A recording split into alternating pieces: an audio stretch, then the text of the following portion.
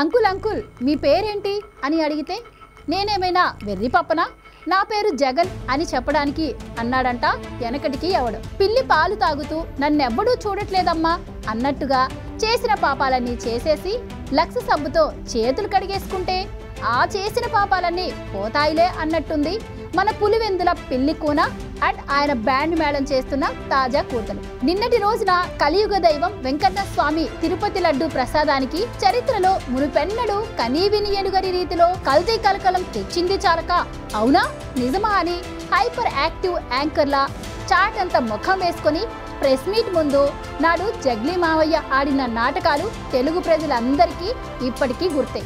పాపం పండింది. లడ్డూ ప్రసాదం స్కామ్ లో జరిగిన బాగోతాలన్నీ సిబిఐ దర్యాప్తులో ఒక్కొక్కటిగా బయటపడుతున్నాయి.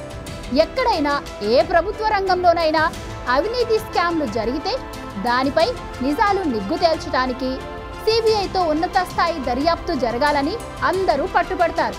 అంతెందుకు జగ్లీ మావయ్య కూడా తలా తూకా లేకుండా నాటి నేటి చంద్రబాబు ప్రభుత్వంపై చాలా సందర్భాల్లో సిబిఐ ఎంక్వైరీ వేయాల్సిందే అంటూ అసందర్భ ప్రేలాపనలు చేసిన సందర్భాలు మనకు తెలుసు. పవిత్రమైన లడ్డూ ప్రసాదం విషయంలో ఆ కల్తీ పాపం మాది కాదు మీదే అంటూ రివర్స్ టెండర్లు పిలిచినట్టుగా లడ్డూ వివాదంపై పచ్చి అబద్ధాలాడాడు జగ్లీ. తిరుపతిలో వైసీపీ కల్తీ దందా బయటపడ్డాక కౌంటర్ ఇవ్వడానికి ఏకంగా తిరుపతిలోనే దొంగ దండయాత్రలు చేయాలని రకరకాల నాటకాలు ఆడాడు.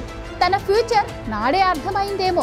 అంతలోనే ఉత్తర కుమారుళ్లా మారిపోయి తిరుపతిలో అడుగు పెట్టడం ఇష్టం లేక, చేసిన పాపానికి ఎదురెళ్లడానికి ధైర్యం లేక, నేను అన్యమతస్థున్నైనా వెంకటేశ్వర స్వామికి భక్తున్నే అని కాన్ఫిడెంట్ గా డిక్లరేషన్ దస్త్రాలపై సంతకం చేసే దమ్ము లేక, అంతటితో ఆగిపోవడానికి తోక ముడవడానికి కారణమేంటో తాజా పరిస్థితులను చూస్తే మనం అర్థం చేసుకోవచ్చు. సాక్షాత్తు సుప్రీంకోర్టు చొరవతో సిబిఐ కల్తీ లడ్డూ స్కామ్లో 4 దొంగల్ని అరెస్ట్ చేసింది దర్యాప్తు బృందం. రేపో మాపో తిరుపతి సేవల్ని బాహాటంగానే 2000 పెంచు 3000 పెంచు అంటూ వేలం పాటలాడిన జగ్లీ బాబాయ్ అండ్ పార్టీ కూడా దొరక్క తప్పదు. నిజాలు నిగ్గు తేల్చడంలో సిబిఐ అత్యున్నత ప్రామాణికమని అందరికీ తెలిసిందే. ఇప్పుడు కల్తీ లడ్డూ దర్యాప్తు బృందంలో సిబిఐ ప్రధాన పాత్ర పోషించింది. ఎప్పటికైనా సిబిఐ అధికారులతో చేపట్టిన దర్యాప్తులో తాను దొరికిపోతానని, ఆయన చేసిన కల్తీ లడ్డూల స్కామ్ల పాపం ఎలాగూ బయటపడక తప్పదని జగ్లీ మావయ్యకు ముందే తెలుసనుకుంటా. అందుకే తిరుమల కొండకు ఎక్కడానికి, తిరుమల డిక్లరేషన్ పై సంతకం చెయ్యడానికి ధైర్యం చాలక నాడే తోక ముడిచిన కోతి అయ్యాడు జగన్. సారీ అవినీతి జగ్లీ మావయ్య. ఇదన్నమాట జగ్లీ మావయ్య లడ్డూ కథ.